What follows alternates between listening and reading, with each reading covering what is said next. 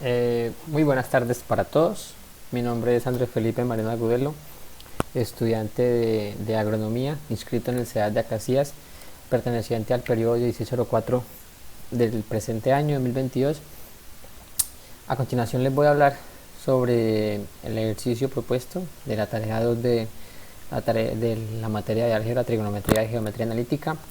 El ejercicio que me correspondió fue la solución de triángulos oblicuángulos con la ley del seno, en donde nos piden hallar cuál es la distancia entre el pueblo A y el pueblo B en relación al ángulo con el que pasa el avión encima de cada pueblo. Entonces ya tenemos valores, por ejemplo, las distancias entre el pueblo A y el pueblo B, que pertenece a 23.3 kilómetros.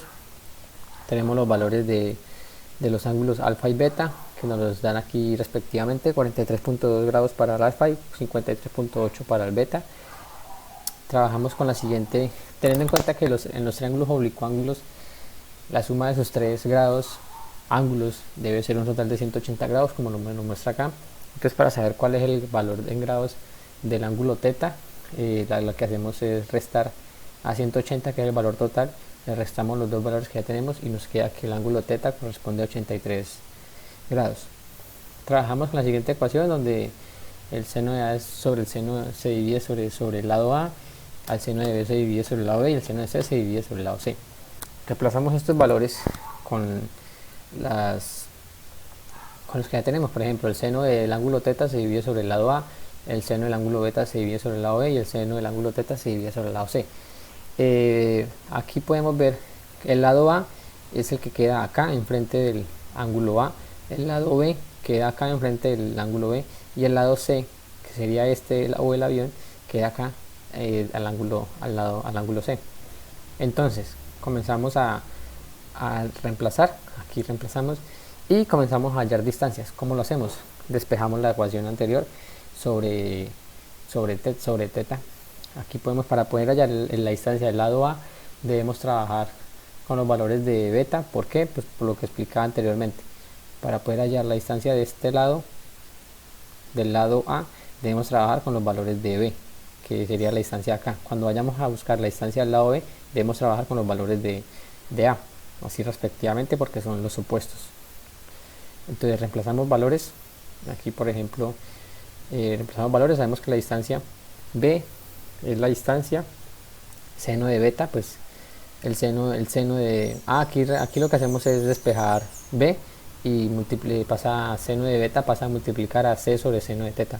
Entonces sabemos que C es el lado que queda arriba que queda opuesto a la altura del avión, y de 23.3 kilómetros lo multiplicamos sobre el ángulo, el seno del ángulo teta, que es 83, que es el que queda restando los dos ángulos ya presentes, y lo multiplicamos por el seno de beta.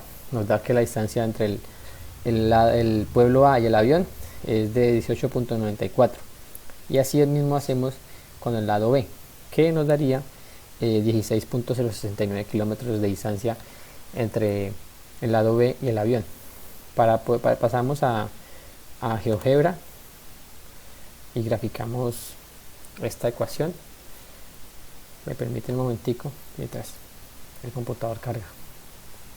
Aquí ya tenemos la gráfica hecha. ¿Qué hicimos? Cogimos la ecuación en donde AC es la distancia entre el punto A y el punto C, que en este caso es el avión, y lo que hacemos es distancia, que esta sería el lado C, la distancia entre pueblos, el seno del ángulo teta lo multiplicamos por el seno del ángulo beta.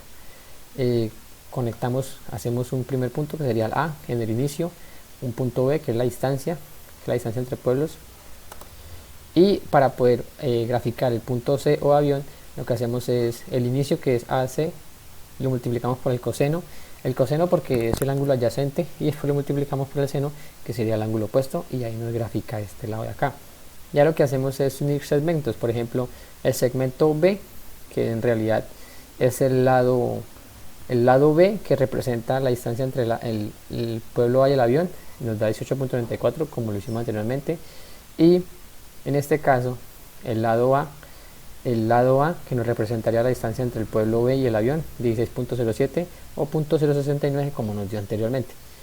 Y ya ahí queda la representación de la solución del ejercicio. Muchas gracias, recuerden, mi nombre es Andrés Felipe Marín, estudiante de agronomía del periodo 1604 del 2022. Muchas gracias, hasta luego.